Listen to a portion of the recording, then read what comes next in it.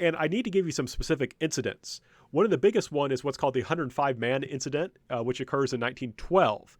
And it's called this because the Japanese will arrest over 100 people in connection with a supposed plot, which I don't think existed. I think it was manufactured, to assassinate the Japanese governor general of Korea. And basically what they did was they arrested all these people, the vast majority of whom were Protestant, right? So, and most were also nationalists, and this went together. A lot of Protestants in Korea were nationalists. A lot of nationalists were Protestants. So they arrest all these guys, and they torture them. And they do not follow the rules of evidence in their trials. There's just, I'm not going to go too much into it, but this becomes a major international incident because you have these American missionaries in Korea. All of a sudden, a lot of church leaders, these Protestant nationalists, are being arrested and being tortured. And there's not really evidence other than confessions extracted through torture that these guys actually plotted to kill the governor general. And of course, it's absurd. Why would you have a 100-man conspiracy to kill a government official? You know someone is going to inform on you, right? You would never make a conspiracy that large. It's crazy. But the fact is that this led to a major embarrassment for Japan. And there was a lot of English language documents about this, and I think it's been understudied, right? So this is something you could look at. Right? This is something that appeared in American newspapers. For example, this is something that American missionaries are writing about in English. Another related issue are the 1915 education reforms. So one big thing that missionaries did in Korea was to build schools. And Koreans were, and in a sense this is something that has not changed, were crazy about education.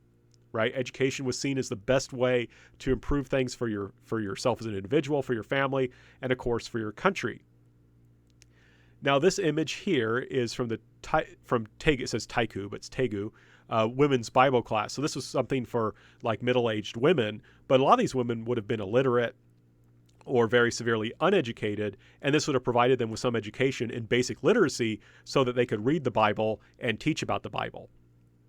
But this is just kind of evidence of how you have this interest in education.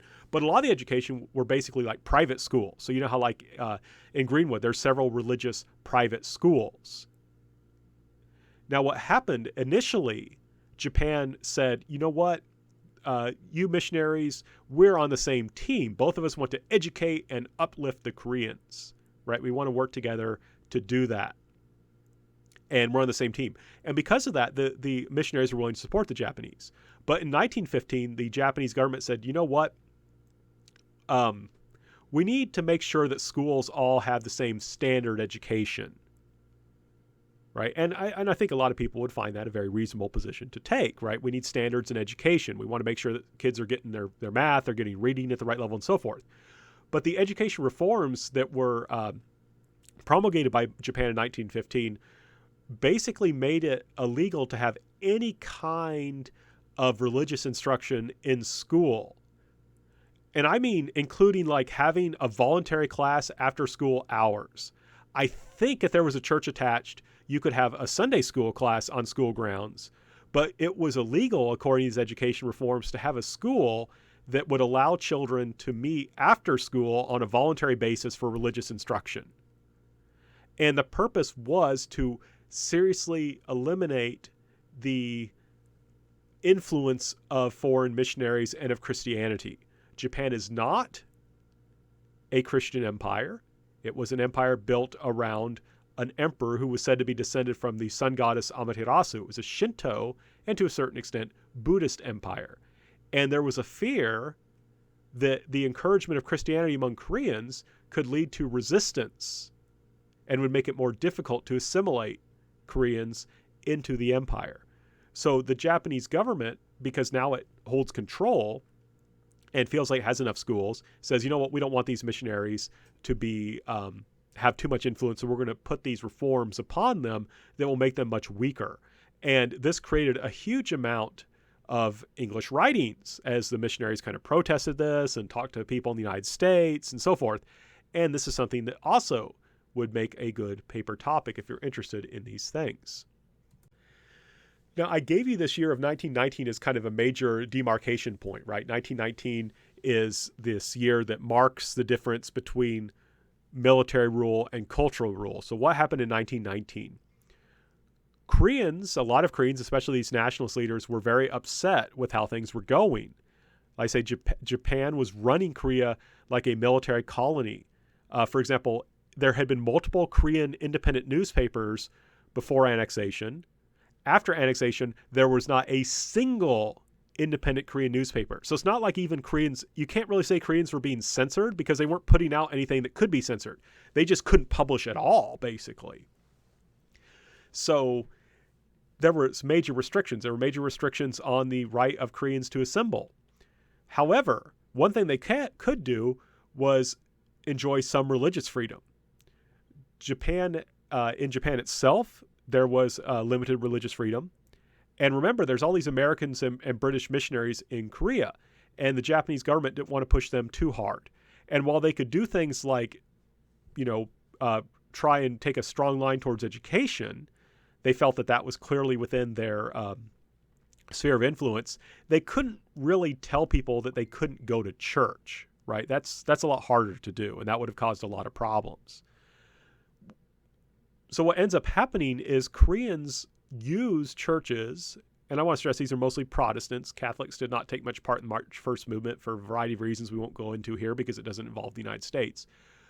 But Koreans, particularly Protestant Christians, would use religious organizations in order to discuss politics because that was like the one safe space where they could do it, and that's the one safe space where they could organize things.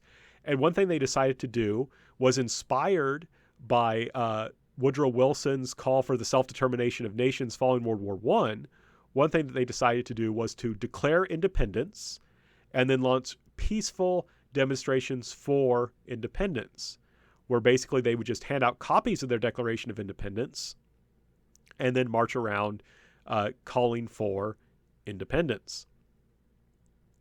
And that's what they did. Now, if I recall correctly, there were 33 members who signed the Declaration of Independence. 2 were Buddhist monks, 10 were members of a Korean indigenous religion related to Donghak, and 11 were Protestant Christians. And this is during a time period when only about 2% of Koreans have a religious affiliation. Doesn't mean they didn't have religious beliefs or practices, it's just they didn't belong to a religious organization. But the fact that only 2% belong to a religious organization in terms of the total population, but 100% of the signers of the Declaration of Independence belongs to a religious organization. That shows how important religious organizations were to leading this movement. So in one sense, the Japanese government was correct to realize that that's where resistance might come from, but they dealt with it in such a ham-fisted, brutal way that it didn't really lead to, it just created more resentment that eventually exploded. Now, again, this is the period of military rule, and the reason I have this rather terrible image of it is that the Japanese responded with massive amounts of violence to a peaceful demonstration, right? Respond with mass amount of violence to a peaceful demonstration. Now, one thing I want to stress, a lot of the schools and a lot of the people who took part in this were Protestant Christians and had personal connections with American missionaries. And so those American missionaries were deeply concerned with what was going on, not simply because the Japanese were just killing Koreans left and right who were peacefully protesting, but because a lot of those people being killed were members of their churches or people they knew personally. And so this became a massive international incident that was very much embarrassing to Japan. And it is so embarrassing because there's all this press coverage and so forth that there are attempts by Japan, either directly through government officials or through private individuals, typically Americans that are pro-Japanese, to try and explain and defend what Japan was doing in Korea. And there's lots of books like this, and I think that they have been seriously understudied. So, for example, on the left there, you can see it says Carlton Waldo Kendall. This person wrote this book called The Truth About Korea. Wonderful title, because you can't tell from the title which side this is going to be taking. So often these texts try and say we're taking a neutral perspective, but they're really pro-Japanese. And looking at a text like that could be very interesting. And like I said, I don't think I've ever seen that text referenced before.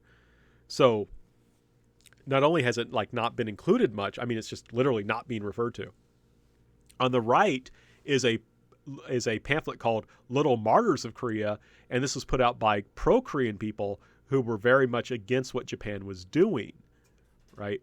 And it's a book or a little pamphlet talking about how even young people were being influenced and being beaten up by the Japanese, being hurt in Japan's response to this movement.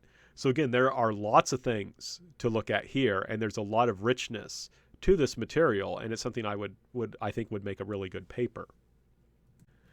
Now, what ends up happening is that Japan is going to institute what's called cultural rule in the wake of this movement. And this basically is going to allow Koreans a little bit more space in society to discuss things. So, for example, you'll have new journals like this, Gaebyuk, on the left, and then you'll have articles similar to this one on the right. And the one on the right, the Korean says, it's talking about using Korean products to make things. So basically it's saying, you know what, we Koreans, if we want to improve our economy, right, if we want to improve our economy, we need to figure out a way to buy Korean goods, right? We should try to use Korean goods whenever possible. And I think it's interesting that you can see it's got a woman with a baby on her back, and she's reading a text, and it says family wife below her. And what that's trying to emphasize there is that, and this is, I think, very important for this time period, that women are really much a part of the nation, and what women do can help make a better nation. So there's a big debate in this time period, again, about the role of women in Korean society, and there's lots of areas where you can look at gender and how it's being understood. Now, of course, these journals and things are in Korean, so you're probably not going to be able to utilize them. However, I include them to talk about what's called cultural nationalism. And that's this idea that if we develop Korea's culture, eventually we'll become strong enough that Japan will have to leave. Now, it's not clear exactly what process would cause Japan to leave, but basically by Japan giving space, Koreans were able to talk more openly about the idea of developing their culture and eventually of having an independent Korea.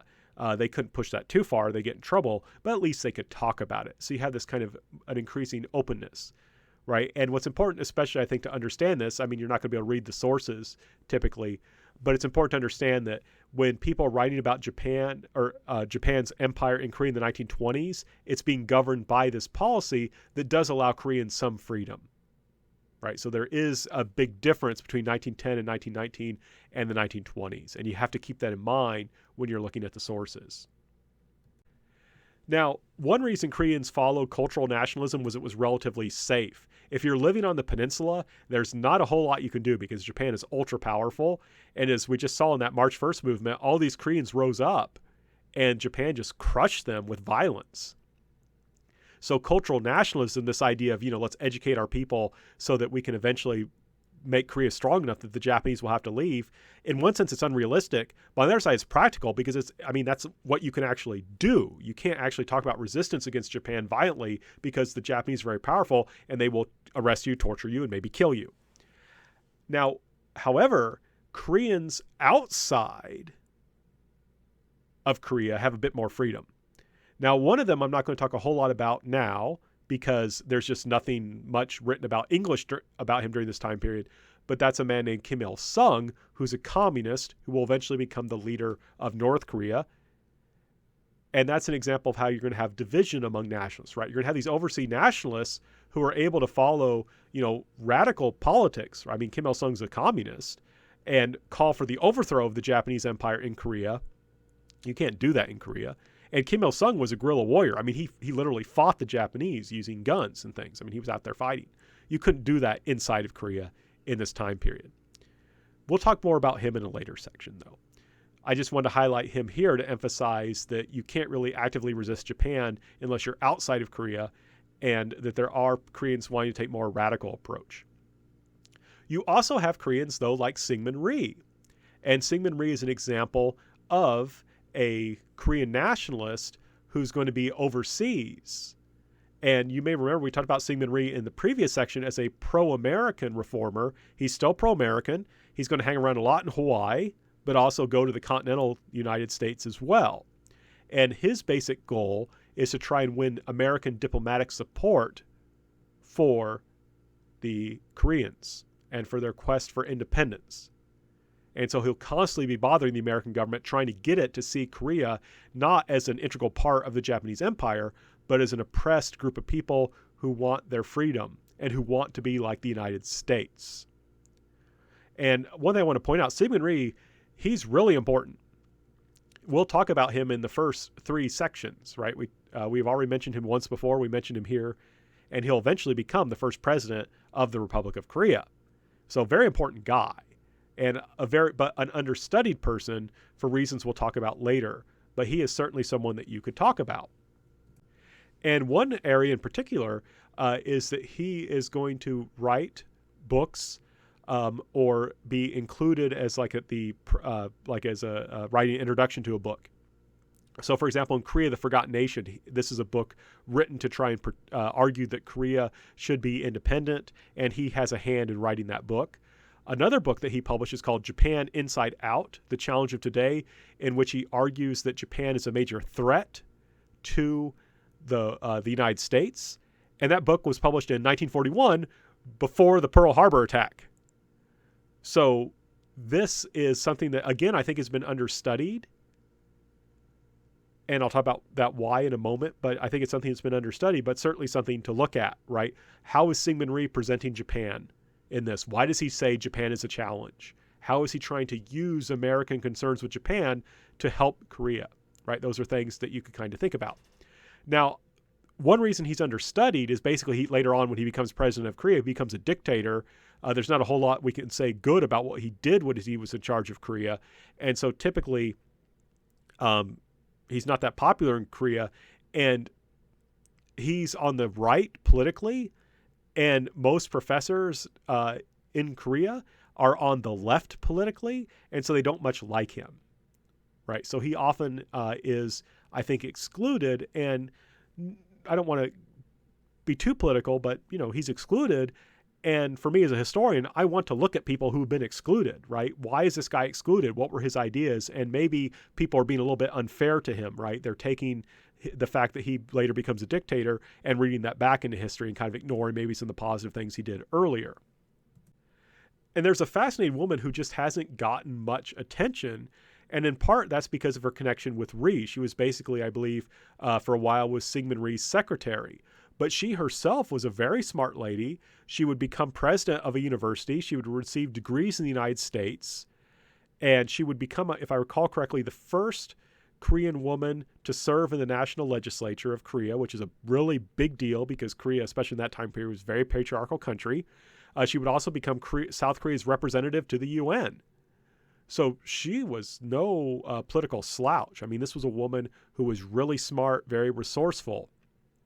And she's written a book in English. Her English was quite good, called My 40-Year Fight for Korea, which I've never really seen studied, except with the exception of my colleague, Ji-Yoon Han, who wrote a master's thesis about her. And she's just, in English, she's almost completely understudied with the exception of my colleague. And so she would be someone who's really interesting to look at, but because of her connection with Rhee, she's been kind of ignored in Korean history, which is, I think, very unfortunate. Now, of course, it's important to stress that Syngman Rhee and Louise Yim were operating outside of Korea. Even in the 1920s, during a period of relative freedom, there wasn't a whole lot that Koreans could do to actively resist Japan.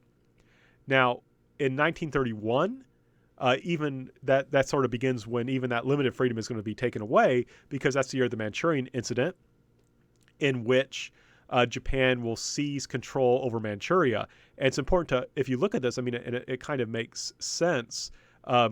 Korea will play a role in that because it borders Manchuria. And there are Japanese who think of basically as Japan as like the body, Korea as the arm, and Manchuria as the fist, as a way of expanding their power. So we have to understand Japan is going to take on more of an expansionistic role. And this will lead to increasing diplomatic isolation for Japan. For example, Japan will basically it's going to seize Manchuria and attempt to establish a puppet government, which is clearly a puppet government, but Japan says it's independent. The League of Nations will condemn Japan for doing so, and Japan will leave the League of Nations and become increasingly diplomatically isolated, which means it doesn't care that much with what Westerners think about Japan. And Japan then will go on to expand and invade China in 1937. Right, and that's when you actually have like really full-scale, full-blown war developing, and that's when Japan is going to put increasing pressure on Korea, both in terms of extracting resources from Korea, both human and material, but also expecting Koreans to go along with whatever Japan wants, expecting Koreans to be really, really on the Japanese team, to really be working with Japan, to give everything for Japan. Right, there's a saying during this time period, 100 million hearts beating as one. And that's the population of that's the population of Korea plus Japan. So there's this idea that we all need to be unified behind the war effort. So what little room there was for Koreans to kind of discuss things in Korea is kind of narrowing and almost disappearing. Now, there are still Americans in Korea. They're going to have to leave in 1942 following the attack on Pearl Harbor. But there are Americans in Korea, and they're concerned with what's going on, and you could certainly look at their concerns if that's something that's interesting to you and you can find the sources. But one big issue that's going to occur is Shinto worship. Basically, what Japanese subjects were being asked to do was to bow towards the imperial palace on certain days, and the emperor is seen as a descendant of a sun goddess Amaterasu, and for some Japanese, he is a living god, a kami. But also, you might go to a Shinto shrine and bow towards some emblem that symbolizes the god, or where it's believed that the god inhabits or the spirit inhabits. Now, for most Japanese people, this really wasn't a big deal. For Japanese Christians, this was a big deal because, you're bowing towards spirits.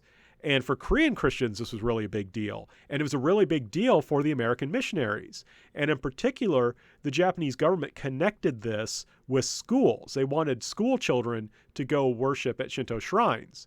And, you still had American schools. And I want to point out that after the March 1st movement, the Japanese moved away from those education reforms because they realized it was pushing things too far. So there were still religious schools in Korea at this time period. And the Japanese government put a lot of pressure on these schools to allow their students to participate in Shinto worship as a precondition for remaining open. So they threatened to close any school or at least take away its certification. If you didn't have certification, no one would come to your school because they couldn't get jobs with basically no one recognized the credentials. So there was this increasing pressure and threat against Western missionaries and their schools. And this caused a lot of problems. And what made things particularly complex was that even though these were rituals which most Japanese people understood as involving interactions and worship of spirits, the Japanese government's official position was that these rituals were purely patriotic. And that was why it was able to justify forcing people to do it. So this created a huge issue. Eventually, the Korean churches were forced to allow Shinto worship. But this was something that produced a lot of material in English, which you could certainly look at if you're interested in. Now, like I said, Japan at first is very interested in what Americans think, but in the 1910s and 1920s. Later on, though, it doesn't really care that much in the 1930s. And of course, it really doesn't care after it attacks Pearl Harbor in 1941, bringing the United States into the war. And of course, ultimately bringing doom upon Japan in a sense, because Japan just cannot stop the American industrial military juggernaut. And so by 1945, Japan is defeated, and it's understood that as part of this defeat, Korea will become an independent nation. So Koreans welcome liberation jubilantly. Interestingly enough, one of the first things they do is destroy Shinto shrines. Those things were very unpopular, but they do celebrate this defeat of Japan and are looking forward to their future as an independent, unified country. They'll get half of what they want. They'll get independence, but unfortunately, there will be division. But that's something we're going to pick up with in the next lecture.